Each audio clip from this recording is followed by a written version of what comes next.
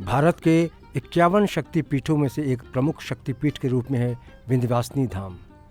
ये उत्तर प्रदेश के मिर्ज़ापुर जिले के विंध्याचल नगर में गंगा के किनारे स्थित है।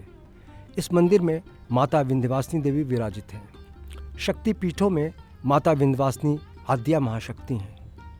श्रीमद् भागवत पुराण की कथा के अनुसार देवकी के 8वें गर्भ से जन्मे श्री कृष्ण को वासुदेव जी ने कंस से बचाने के लिए रातों रात यमुना नदी को पार कर गोकुल में नंद जी के घर पहुंचा दिया था तथा वहां यशोदा के गर्भ से पुत्री के रूप में जन्मी भगवान की शक्ति योग माया को चुपचाप वे मथुरा के जेल में ले आए थे।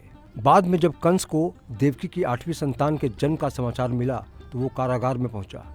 उसने उस नवजात कन्या को पत्थर पर पटक कर जैसे ही मारना चाहा, वो कन्या अचानक कंस के हाथों से छूटकर आकाश में पहुंच गई और उसने अपना दिव्य स्वरूप प्रदर्शित कर कंस के वध की भविष्यवाणी की और अंत में माता भगवती विंध्याचल चली गईं, जहां वो अष्टभुजा मंदिर में विराजमान है।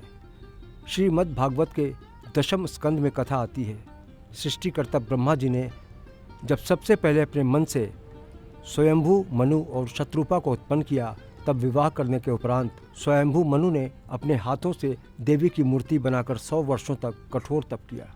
उनकी तपस्या से संतुष्ट होकर भगवती ने उन्हें निष्कंटक राज्य, वंश वृद्धि एवं परम पद पाने का आशीर्वाद दिया। वर देने के बाद महादेवी विंध्याचल पर्वत पर चली गईं। इससे स्पष्ट होता है कि सृष्टि के प्रारंभ से ही विंध्यवासिनी की पूजा होती रही है। सृष्टि का विस्तार उनके ही शुभाशीष से हुआ। ये ब्रह्मांड का प्रथम दिव्य स्वयंभू तीर्थ है। प्रलय के पश्चात भी काशी खंड की तरह नष्ट नहीं होता।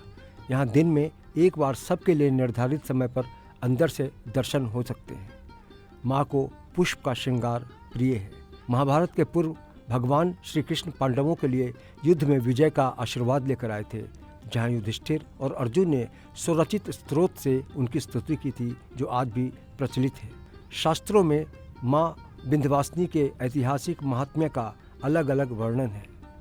शिव पुराण में माँ विंध्यवासिनी को सती माना गया है, तो श्रीमद् भागवत में माता को नंद बाबा की पुत्री नंदजा देवी कहा गया है। शास्त्रों में माता के अन्य नाम कृष्णानुजा तथा वन दुर्गा भी वर्णित हैं। इस महाशक्ति पीठ में वैदिक तथा वाम मार्ग विधि से पूजा की जाती है। शास्त्रों में इस बात का भी उल्लेख मिलता है कि आदिशक्ति देवी कहीं भी पूर्ण रूप से विराजमान नहीं है। विंध्याचल ही एक ऐसा स्थान है जहाँ देवी के पूरे विग्रह के दर्शन होते हैं।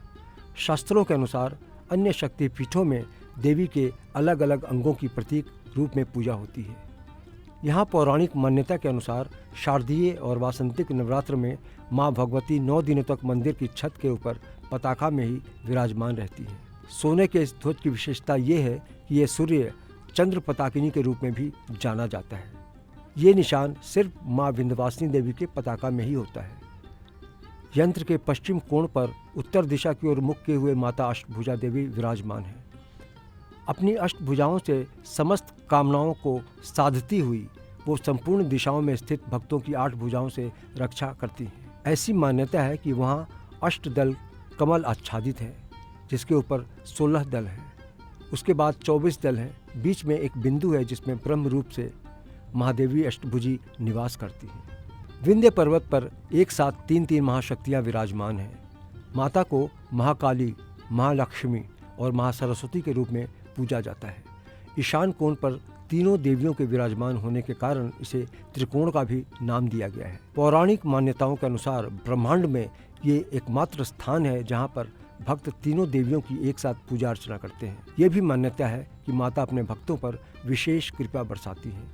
शारदीय नवरात्रि और चैत्र नवरात्रि में दोनों ही अवसरों पर यहाँ एक भव्य मेला लगता है, जिसमें दूर दराज से लाखों दर्शनार्थी पहुँचते हैं और माता के दरबार में हाजिरी लगाते हैं। पद्म पुराण में विंध्याचल निवासिनी इन महाशक्ति को विंध्यवासिनी के नाम से संबंधित किया गया है। माता की कृपा पाने के लिए श्रद्धालुओं की भक्ति और आस्था यहाँ देखते ही बनती है। तो बोलिए अष्टभुजा देवी माता विंध्यवासिनी की जय। ब्यूरो रिपोर्ट के साथ अवनींद्र आशुतोष, धर्माचरण।